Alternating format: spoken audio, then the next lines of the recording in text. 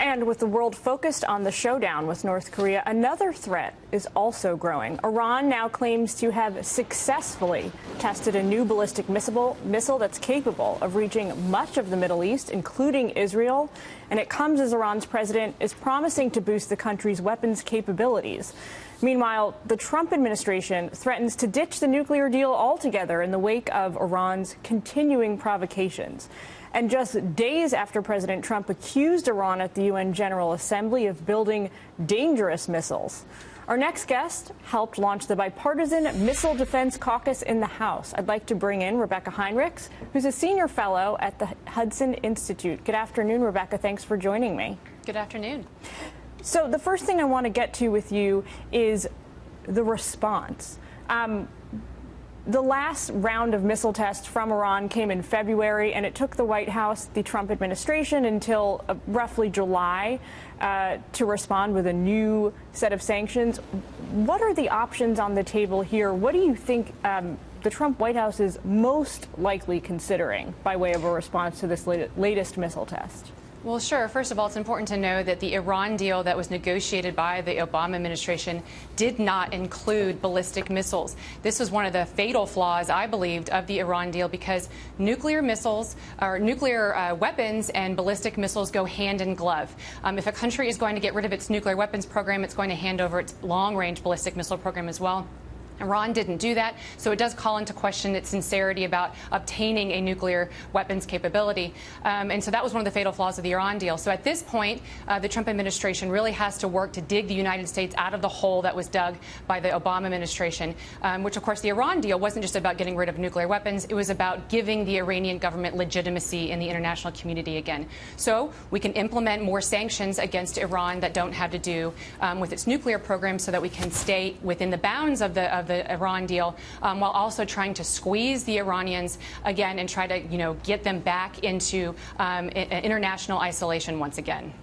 So it sounds like you're saying this latest missile test was not, in fact, a violation of the letter of the law when it comes to the nuclear deal that was inked. Is that right? Well, it is in violation of UN Security Council resolutions that was passed in tandem with the Iran deal. But even those sanctions even that UN Security Council resolution that was passed only called on the Iranians to cease their missile development, missile programs. It didn't actually prevent them from doing so.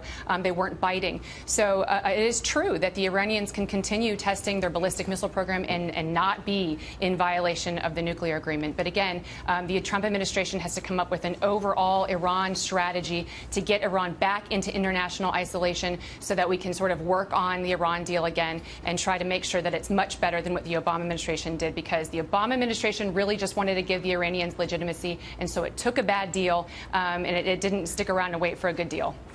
I want to get your reaction to what President Trump said about this at the UN General Assembly just a couple of days ago. I believe we've got that here for you. Take a listen.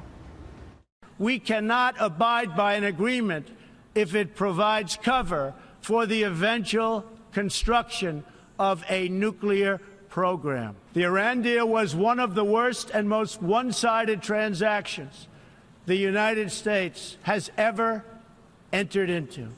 Frankly, that deal is an embarrassment to the United States, and I don't think you've heard the last of it, believe me. Well, the president, as you know, Rebecca, has already had to recertify Iran's compliance with this deal a couple of times during the course of his young administration, though he has admittedly been very begrudging about doing this. When it's next up for recertification, what do you think, if you're a betting person, what do you think the president's going to do? Is he going to recertify? And if he does, how is he going to sort of do it again with one hand tied behind his back? Well, this was the dilemma that was intentionally set up by the Obama administration. It made it very difficult for the following administration to really have some options in dealing with Iran, because what we want is the international community behind us. We want to. That took years of diplomatic heavy lifting to get Iran squeezed so hard that it was willing to even come to the negotiating table. So it has a couple of options before it, the Trump administration. It can sort of recertify again while also noting all of the problems that it sees with compliance. There is great evidence that the Iranians are cheating on the margins, if not outright.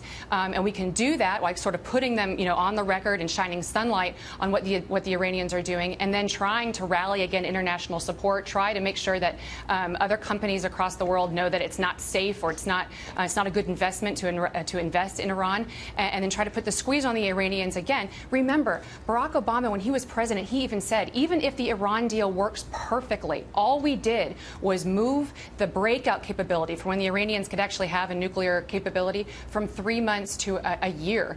So the Iranians can cheat on the margins, and then, in 6, 7, 8 years, break out, and then they're going to have this ballistic missile capability to marry with it. So it's a very dangerous thing. The Obama administration dug a hole. It's going to take a lot to get us out of it. It sounds like President Trump's got a lot of hard choices to make over the next few months. Rebecca Heinrichs, live from D.C., thanks for joining us with your insight and your expertise this afternoon. Good to be here.